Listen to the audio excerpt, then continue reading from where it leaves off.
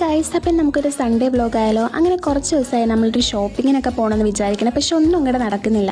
അങ്ങനെ കഴിഞ്ഞ സൺഡേ നമ്മൾ 4 പേരും കൂടി ഹോസ്റ്റലിൽ നിന്ന് ചാടിയിട്ടുണ്ട്. വേറെ എങ്ങോട്ടുമില്ല, നമ്മുടെ കോട്ടയത്തേക്ക് തന്നെയാണ്. അങ്ങനെ നമ്മൾ ആദ്യം ഒരു കടയിൽ വന്ന് അവിടെ നിന്ന് കുറച്ച് ഡ്രസ്സും സാധനങ്ങളൊക്കെ എടുത്ത് അവിടെ നിന്ന് നേരെ അടുത്ത സ്പോട്ടിലേക്കാണ്.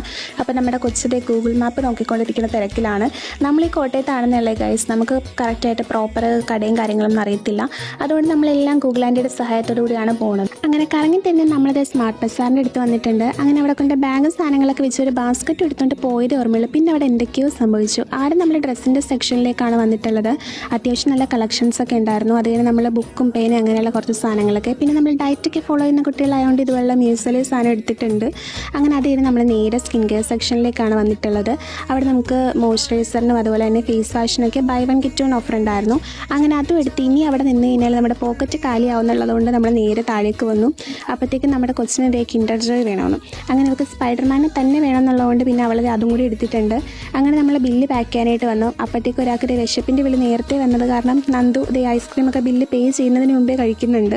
കൂടെ നമ്മളും കഴിക്കുന്നുണ്ട്. അങ്ങനെ അവിടുത്തെ പർച്ചേസിങ്ങും കാര്യങ്ങളൊക്കെ കഴിഞ്ഞ് നമ്മളത് പുറത്തേക്ക് ഇറങ്ങിയിട്ടുണ്ട്. 2-3 സാധനങ്ങൾ വാങ്ങിക്കണമെന്ന് പറഞ്ഞാൽ അതിൻ്റെ ഉള്ളിലേക്ക് കയറി നമ്മളൊരു ചാക്ക് സാധനങ്ങളായിട്ടാണ് ഗൈസ് അവിടെ നിന്ന് ഇറങ്ങുന്നത്. അങ്ങനെ നമ്മൾ പർച്ചേസിങ് കഴിഞ്ഞപ്പോഴത്തേക്ക് ഏകദേശം ഒരു ഉച്ചയൊക്കെ കഴിഞ്ഞിട്ടുണ്ട്. അത്യാവശ്യം നമ്മൾ ടയേർഡായിട്ടുണ്ട്.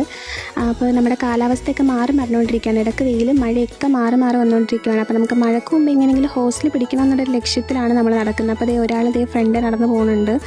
അങ്ങനെ നമ്മൾ നടന്ന് പോയപ്പോഴത്തേക്ക് ഒരു ഫുഡ് സ്പോട്ട് കണ്ട്. അങ്ങനെ അവിടെ നിന്ന് നമ്മൾ നേരെ പാഴ്സൽ വാങ്ങിക്കൊണ്ട് നേരെ സ്റ്റാൻഡിൽ വന്ന് അവിടെ നിന്ന് ബസ്സും കയറി നേരെ ഹോസ്റ്റലിലേക്ക്. അപ്പോൾ ഇന്നത്തെ ഷോപ്പിംഗ് ഒക്കെ കഴിഞ്ഞപ്പോൾ എന്തായാലും നമുക്ക് നെക്സ്റ്റ് ഡേറ്റ് കാണാം. അപ്പോൾ ഓക്കെ, ബൈ.